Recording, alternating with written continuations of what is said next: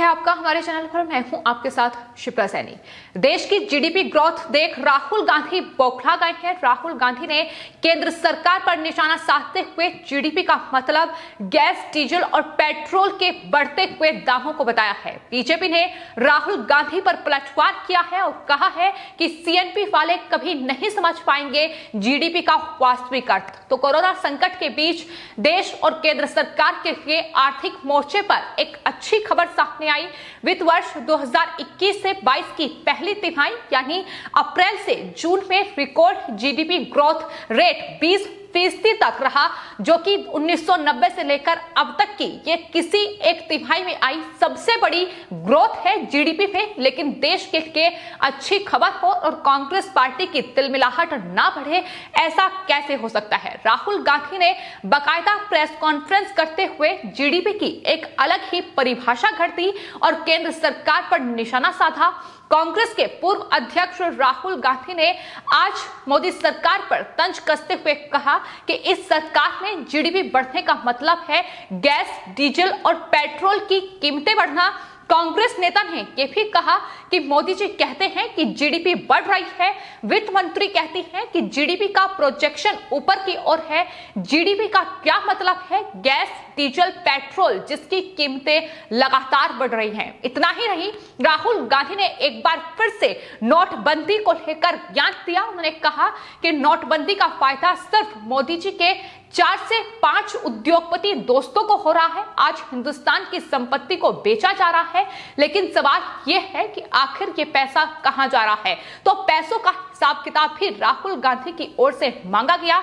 लेकिन बीजेपी ने अब राहुल गांधी के इन तमाम आरोपों पर करारा पलटवार किया है। बीजेपी प्रवक्ता संबित पात्रा ने कहा है कि भ्रष्टाचार और गलत नीतियों के कारण कांग्रेस की सरकार में भारत की ग्रोथ रुक गई थी। उस दौरान सरकार फैसले नहीं ले पाती थी और अब राहुल गांधी इस तरीके से झूठ फैला रहे हैं, भ्रम उनके द्वारा फैलाया जा रहा है। उन्होंने कहा कि राहुल गांधी को नोटबंदी के दौरान काफी नुकसान हुआ होगा, इसलिए अभी तक वो उस नुकसान को नहीं भुला पा रहे हैं। देश की जनता ये सब कुछ देख रही है। तो साफ तौर पर बीजेपी ने राहुल गांधी के इन तमाम आरोपों पर पलटवार किया है और कहा है कि राहुल गांधी ने उन मुद्दों के बारे में बात की है जिनका उन्हें ज्ञान ही नहीं है, फिर चाहे जीडीपी हो या तमाम जिस तरीके के आरोप बढ़ती महंगाई को लेकर उनकी तरफ से लगाए गए हैं। उन्होंने साफ तौर पर कहा कि राहुल गांधी ने जीडीपी को एक अलग तरीके से परिभाषित करने की कोशिश की है। यूपीए सरकार ने सीएनपी यानी भ्रष्टाचार, भाई भतीजावाद और नीति पक्षाघात को अपने मुख्य एजेंडे के रूप में अपनाया है। वे जीडीपी का वास्तविक अर्थ कभी नहीं समझ पाएंगे। ये बीजेपी की ओर से पलटवार किया गया है।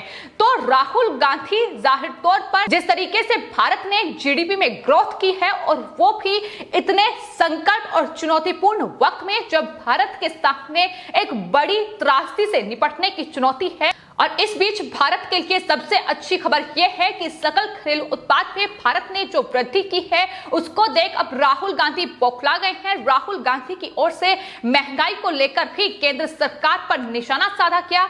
तो एक तरफ केंद्र सरकार कोरोना जैसे चुनौतीपूर्ण हालात में भी देश के गरीब तबके के लिए राशन की व्यवस्था कर रही है। फ्री वैक्सीनेशन अभियान जो है वो लगातार देश में चलाया जा रहा है। किसानों के लिए सहायता राशि की घोषणा की गई है जो उन्हें मिल भी रही है। और इन सब के बीच देश की अर्थव्यवस्था को संभालना, जो कि सरकार के लिए एक बेहद बड़ी चुनौती है। और इन सभी चुनौतियों के बीच इस तिमाही में जिस तरीके से जीडीपी में अब तक की सबसे बड़ी ग्रोथ भारत ने दर्ज की है, लेकिन कांग्रेस पार्टी उसमें भी अब सियासत खोज रही है। राहुल गांधी ने प्रेस कॉन्फ्रेंस करते हुए ये गिना रही हैं कि किस तरीके से जब यूपीए की सरकार थी 2014 से पहले, उस वक्त सिलेंडर की क्या कीमत थी और आज गैस सिलेंडर की क्या कीमत है। 116% का इजाफा गैस सिलेंडर की कीमतों में हुआ है। यह राहुल गांधी की ओर से गिनाया गया। उन्होंने ये भी गिनाया कि 2014 में 71 रुपये लीटर जो था वो पेट्रोल था और आज 101 रुपये लीटर पहुंच गया है। यानी तमाम तरीके से सरकार को घेरने की कोशिश की गई। आखिर 23 लाख करोड़ रुपए कहां गए हैं, इसका हिसाब किताब भी राहुल गांधी ने मांगा। लेकिन आपको ये बता दें कि राहुल गांधी जिस तरीके से देश की जनता के बीच बीच भ्रम फैला रहे हैं, किस तरीके से राहुल गांधी कांग्रेस के काले कारनामों को, भ्रष्टाचार को छिपाने की तमाम कोशिशें कर रहे हैं। आपको बता दें, आज अगर पेट्रोल की कीमतों की बात की जाए तो देश के ज्यादातर राज्यों में 98 रुपये लीटर जो है वो पेट्रोल के दाम हैं, लेकिन वहीं अगर बात कांग्रेस शासित राज्य राजस्थान की जाए तो वहां पेट्रोल और डीजल की जो कीमतें हैं वो देश के बाकी जो बीजेपी शासित राज्य हैं उनसे कहीं ज्यादा है। इसकी तस्वीर राजस्थान से ही देखने को मिल जाती है। वहां 108 रुपये लीटर पेट्रोल के दाम हैं और सबसे ज्यादा जो वैट कोई राज्य वसूलता है तो उसमें राजस्थान ही है, जो कि कांग्रेस शासित राज्य है, और वहां सबसे ज्यादा वैट पेट्रोल और डीजल की कीमतों पर वसूला जा रहा है। तो यह है कांग्रेस शासित राज्यों की सच्चाई कि किस तरीके से अपनी जेब भरने के लिए ये जो कीमतें हैं ये लगातार कांग्रेस शासित राज्यों में बढ़ाई जा रही हैं। तो कांग्रेस जो है अपने कहीं ना कहीं कारनामों को छिपाने के लिए केंद्र सरकार पर ये तमाम आरोप लगा रही हैं। राहुल गांधी की ओर से न सिर्फ जीडीपी की एक अलग परिभाषा घड़ी गई, बल्कि ये भी एक बार फिर से आरोप लगाया गया कि दरअसल अपने जो दोस्त हैं उद्योगपति उनको फायदा पहुंचाना चाहती है, लेकिन यही कांग्रेस पार्टी किस तरीके से कांग्रेस शासित राज्य, फिर चाहे पंजाब हो, राजस्थान हो या फिर महाराष्ट्र हो, उसमें तमाम जो बड़े प्रोजेक्ट हैं वो दरअसल अडानी और अंबानी की कंपनियों को सौंप चुकी है। तो कांग्रेस पार्टी पूरी तरीके से देश में बेनकाब हो रही है। लेकिन सच ये है कि कोरोना जैसी त्रासदी देश ने ही नहीं बल्कि दुनिया ने भी पहली बार ऐसी त्रासदी का सामना किया। अमेरिका जैसे देश को इस त्रासदी ने बेहाल कर दिया, लेकिन कांग्रेस पार्टी जो अपनी सरकार की उपलब्धियों का बखान कर रही है, जाहिर तौर पर किस तरीके से कांग्रेस पार्टी ने देश को लूटा है और कभी इस तरीके की त्रासदी का सामना कांग्रेस पार्टी या दूसरी जो सरकारें देश में आई हैं उन्होंने नहीं किया है। और कोरोना जैसी चुनौतीपूर्ण हालात में भी प्रधानमंत्री नरेंद्र मोदी ने एक बैलेंस बनाने की कोशिश की है कि किस तरीके से देश की अर्थव्यवस्था को भी डगमगाने ना दिया जाए और साथ ही देश के जो लोग हैं जो कहीं ना कहीं इस कोविड महामारी के दौरान प्रभावित हुए हैं उन्हें संभाला जाए। तो ये तमाम चुनौतियां थी सरकार के सामने, लेकिन उन चुनौतियों से भी पार पाते हुए अब जीडीपी की ये जो ग्रोथ है ये अब तक की सबसे बड़ी ग्रोथ है। 20% तक जीडीपी की ग्रोथ हुई है। तो इसको देख अब कांग्रेस पार्टी की इस तरीके से बौखलाहट सामने आ रही है, जो जीडीपी की एक अलग परिभाषा घड़ रहे हैं। और जो कांग्रेस पार्टी लगातार बढ़ती पेट्रोल और डीजल की कीमतों को लेकर केंद्र सरकार को घेर रही है, उनके नेता लगातार केंद्र सरकार पर हमलावर नजर आ रहे हैं। लेकिन उस कांग्रेस पार्टी की हकीकत क्या है ये दरअसल हम आपको बताते हैं। केंद्र सरकार को कांग्रेस सरकार के समय का बॉन्ड भुगतान करना पड़ रहा है। ईरान से जो ऑयल बॉन्ड उन्होंने किया था उसका भुगतान अब प्रधानमंत्री नरेंद्र मोदी की सरकार कर रही है।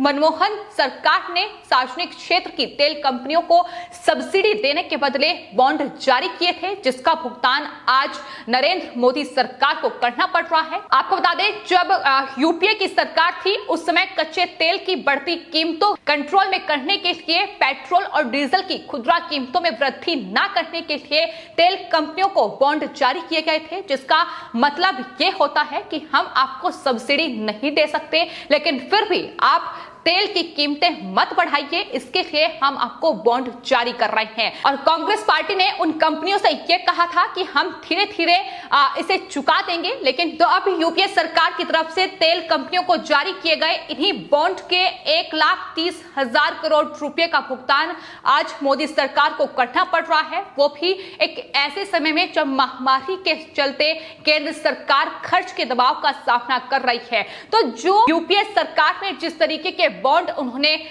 जो कंपनियों के साथ करार किए और जिस तरीके से भ्रष्टाचार किए हैं, कहीं ना कहीं आज केंद्र सरकार उनसे भी निपट रही है। लगातार जो कांग्रेस पार्टी ने बड़े घोटाले किए हैं उनसे भी निपट रही है, लेकिन वहीं दूसरी ओर इस त्रासदी के वक्त में जो चुनौतीपूर्ण समय है वो यही है कि देश की अर्थव्यवस्था को बनाए रखना और देश के लोगों के लिए रोजगार से लेकर उनके लिए राशन की व्यवस्था करना, तमाम जो वाक्य हैं वो केंद्र सरकार की ओर से किए जा रहे हैं, लेकिन राहुल गांधी नोटबंदी के इतना समय बीत जाने के बाद भी आज भी नोटबंदी का रोना रो रहे हैं, जो अपने आप में बताता है कि राहुल गांधी दरअसल ये वोट बैंक के लिए किस तरीके की राजनीति कर रहे हैं, जहां वो अपने किए हुए भ्रष्टाचार और घोटालों को किनारे रखकर केंद्र सरकार पर तमाम आरोप पड़ रहे हैं। वो नहीं इस पर जवाब दे रहे हैं कि ईरान के साथ जो ऑयल बॉन्ड उनकी सरकार में हुआ, आखिर उसका भुगतान क्यों नहीं किया गया,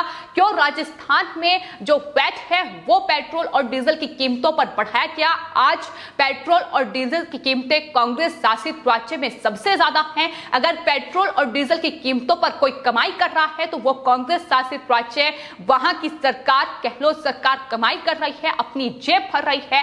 इन पर राहुल गांधी के पास इन तमाम सवालों का कोई जवाब नहीं है, लेकिन चूंकि केंद्र सरकार पर सवाल उठाना है तो ऐसे में अब देश की बढ़ती जीडीपी ग्रोथ को ही निशाना बनाया गया। ये वही कांग्रेस पार्टी है, अगर देश की अर्थव्यवस्था नीचे जाती है तो कांग्रेस पार्टी सरकार पर सवाल खड़ा करती है, लेकिन अब अगर देश की अर्थव्यवस्था बढ़ रही है तो कांग्रेस पार्टी की बौखलाहट भी बढ़ रही है। लोगों का साफ तौर पर यह कहना है कि कांग्रेस पार्टी देश में ऐसी पार्टी है जो कभी भी केंद्र सरकार के कार्यों की सराहना नहीं कर सकती, कभी भी कार्यों से सेटिस्फाइड नहीं हो सकती, और यही वजह है कि कांग्रेस पार्टी को देश की जनता लगातार जवाब दे रही है। फिलहाल आपकी इस पूरे मामले पर क्या राय है, हमें कमेंट बॉक्स में जरूर लिखें और चैनल को सब्सक्राइब करें। धन्यवाद।